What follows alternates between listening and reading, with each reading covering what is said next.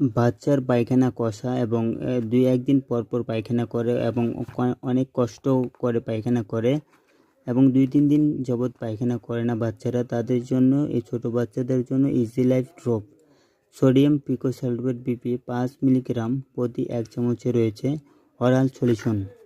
এটি হচ্ছে ফার্মাসিয়া কোম্পানির একটি প্রোডাক্ট।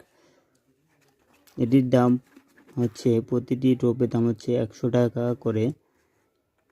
সোডিয়াম পিকোসালফেট খাওয়ার নিয়ম: বাচ্চাদের 4 বছরের কম বয়সী শিশুদের ক্ষেত্রে প্রতি কেজি শারীরিক ওজনের জন্য প্রতিদিন 0.25 মিলিগ্রাম করে খেতে হবে। মানে প্রতিদিন একবার করে এটি খেতে হবে।